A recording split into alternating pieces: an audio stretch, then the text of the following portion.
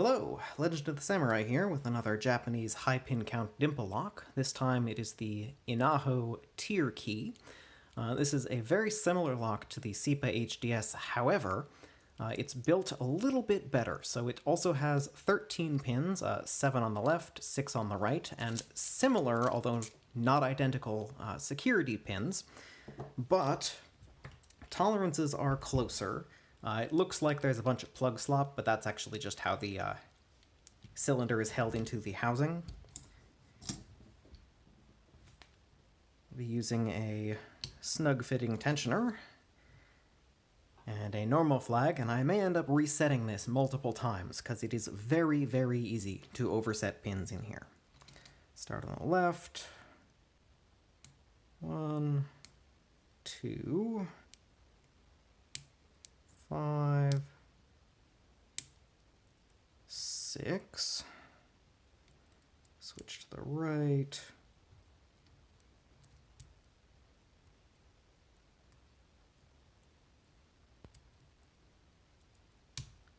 alright, 4, 5, and 6 all needed a little bit of a tap, and my pick is actually stuck, so I have to counter-rotate back out of this false set to have enough room to withdraw it.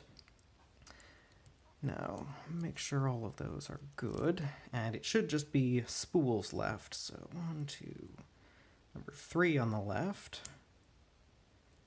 Something dropped back. It was number 1. Right, give the pick back. 4 on the left.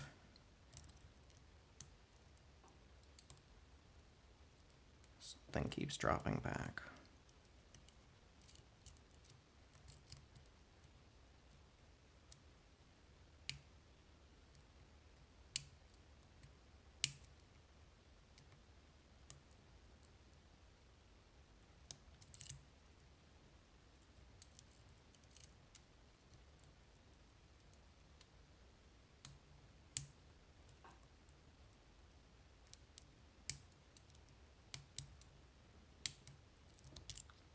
Alright, well that was essentially a fresh start.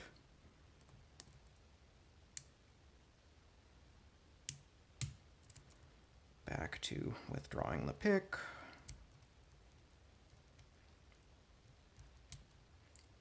Try again for the spools. 1, 2, 3, 4, 7, off to the right, 1, 3, and open. So, I'm not sure exactly what I overset in there, but something. And in this one, the drivers are small enough to fall into the keyway, so I won't spin it full circle. But the chambers are offset, so it won't relock, but lock it back up, and now we can take it apart. Key still works. So this cylinder has a little Allen screw. It's longer than you expect,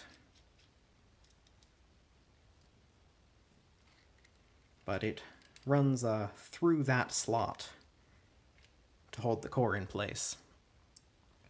But then once you have that off, it has these nice sliding covers pre-installed. They do have a little bit of a crimp down into a hole, but if you pull that out, they just slide right off. So we'll start on the left side.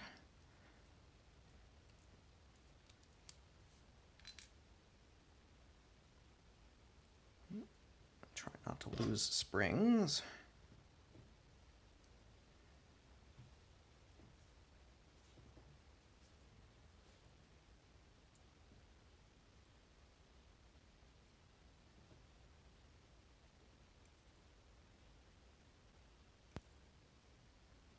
Wait a minute. Yeah, that is the left side.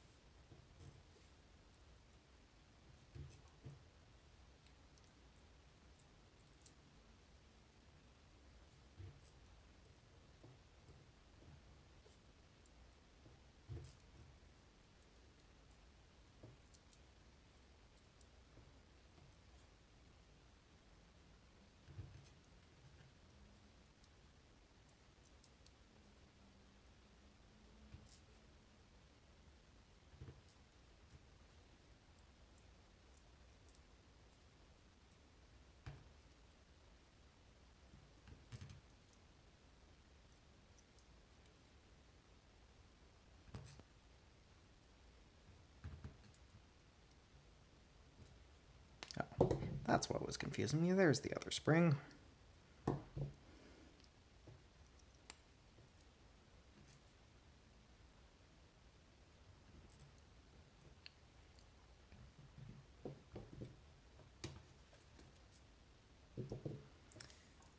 right, on to the other side.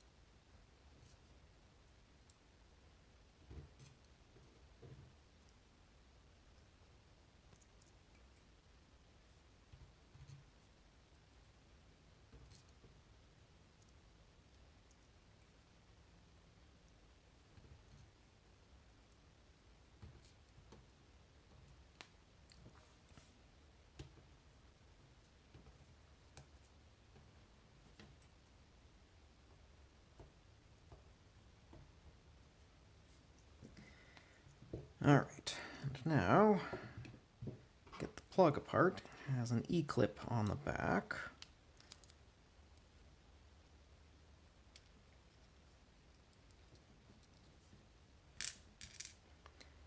And there are two things to note.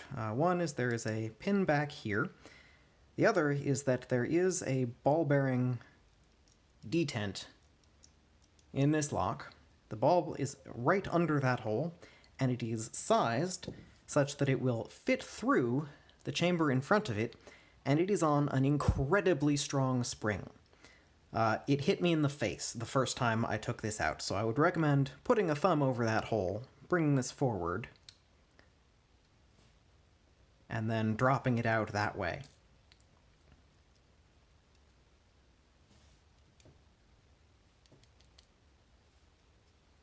Just have to get the spring out.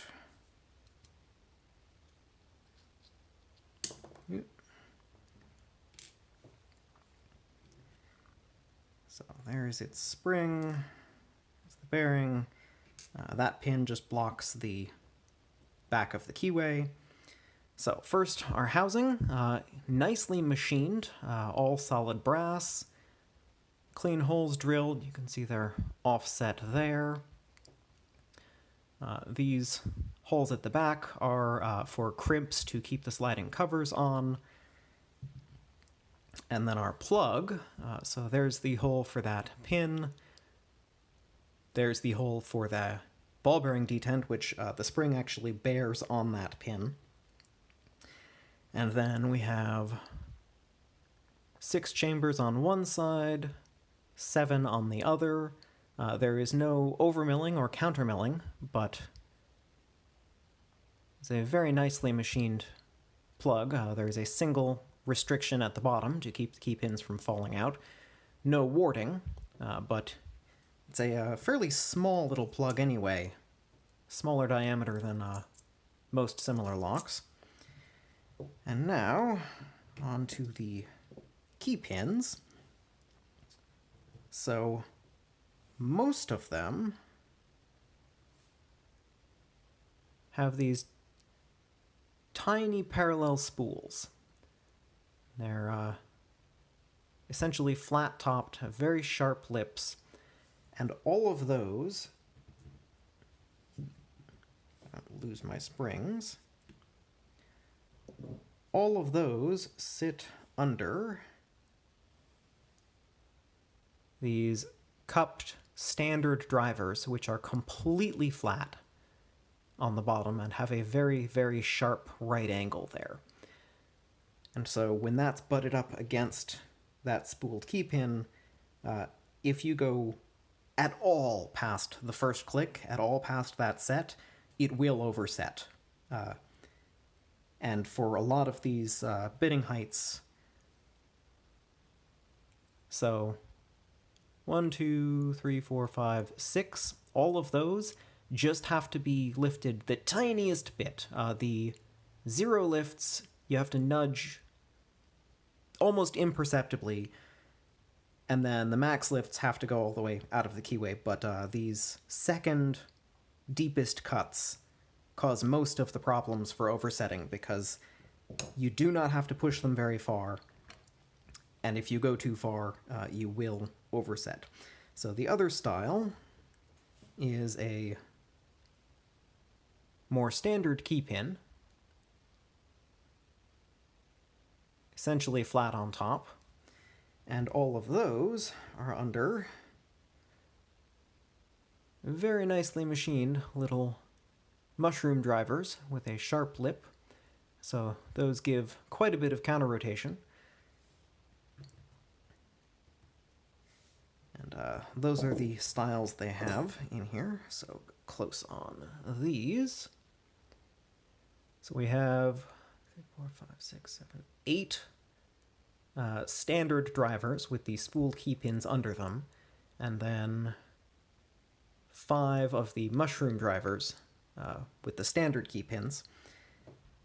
And as you saw, it is not uncommon to have to reset this lock and start over because something drops back or something is overset, and it's rather difficult to detect. So if you can find one of these, the Tierkey, they are better made than I expected, and quite a lot of fun to pick. You can gut them with entirely normal tools. There's no drilling necessary. The little crimp in the sheet metal can just be pressed out of there and folded out. So, all in all, a very fun lock. I wholly recommend picking one up if you have the chance. That is the iNAHO Tierkey Picked and Gutted. Thank you for watching, and have a nice day.